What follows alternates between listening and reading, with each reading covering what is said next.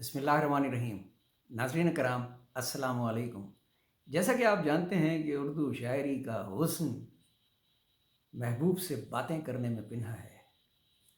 आज हम ऐसी ही जुर्रत करने जा रहे हैं। अर्ज़ किया है, अच्छा लगता था कभी छुप छुप के उनसे मिलना।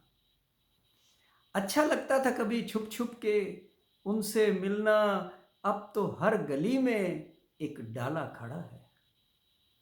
अब तो हर गली में एक डाला खड़ा है। खूब मज़ा आता था फ़ोन पे बातें करके। खूब मज़ा आता था फ़ोन पे बातें करके। अब तो हम गरीबों की भी कॉल रिकॉर्ड होती है।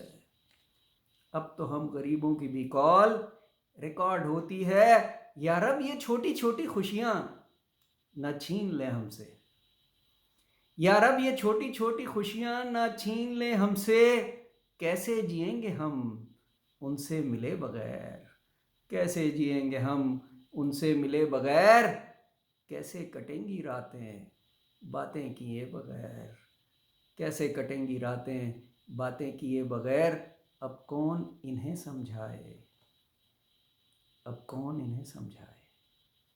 इनका नहीं है कोई तो हम क्या करें। इनका नहीं है कोई तो हम क्या करें। शुक्रिया।